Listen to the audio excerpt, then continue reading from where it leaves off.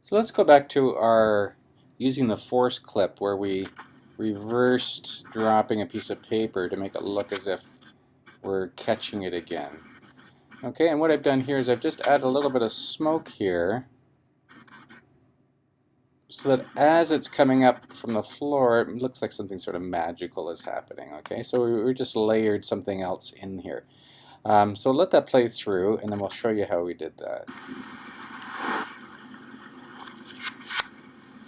Okay, so if you understand layering in Photoshop, and if you understand keyframing from Flash, this is a fairly easy effect. So what we've done is, because this is smoke shot against black, we can change the blend mode and screen it so that only the white of the smoke shows up and then the black sort of fades into nothing. So it's kind of like a green screen effect without the green screen. And then if you watch this, the smoke kind of moves up and then fades out. Okay, so we are keyframing that so that we get that fade and that movement happening. All right, so I'll just plop this over here for now and show you how we did this effect. So we've got the smoke up here. Okay, so there's just some smoke shot against black. Now, I say black, but really it's just a very dark gray. And if I was just to use it like this, we'd actually see a little bit of it coming back up again. So we're going to adjust the exposure as well. So we've isolated a small section, and we'll put that on the timeline.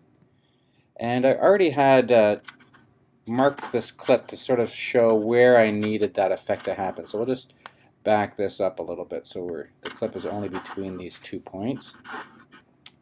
And with the playhead over top of the clip, I can sort of see that it's kind of taking over here, and we kind of want it rotate a little bit to go diagonally between the piece of paper and my hand. So we'll do a little bit of transformation here. So we'll select the clip, and in the bottom left corner of my preview, we've got that transform control, which puts my handles up for me. So we'll rotate this a little bit and maybe make it a little bit smaller.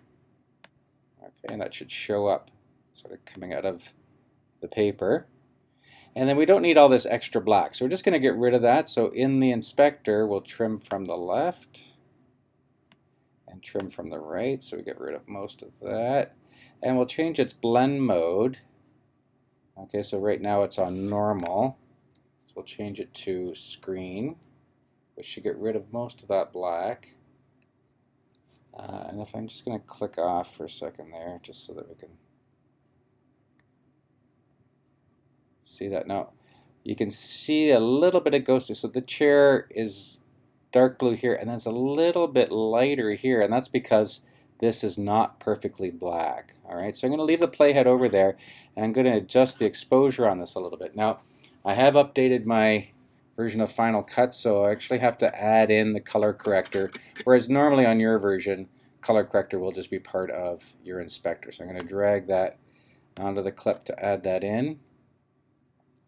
And I'm watching sort of this area here. I'm trying to make that disappear. So if I come over to my exposure, and we'll choose the darks, and we'll make the darks even darker. Okay, so as I make the darks darker, that gray-ish color goes towards black. Okay, so now we've got the smoke coming off, so that's part of it. Okay, so we want the smoke now to move up a little bit. So we got the smoke coming off. So as it starts to move there, maybe about here, we'll start to animate the smoke up towards the hand. So we need a keyframe here. So to turn the keyframes on, we'll show that transform control, and we've got this little button up here. There's a keyframe. So that's the start of my animation, and we'll get it coming up. So maybe about there. Well, that'll be the end of my animation. Of where do I want that to be by that point? Well, I want the smoke to be kind of coming towards me a little bit. Okay, and then go back to my inspector, and I'll use the opacity keyframes to start fading that out. So again, at about the same point on that clip, I'll add a keyframe for opacity. So keyframes for opacity are in the inspector, so keyframe there. It's at 100%. And then by about here, we want the smoke gone, so we'll put another keyframe and bring the opacity down. Okay, so let's sort of see how that whole thing plays out.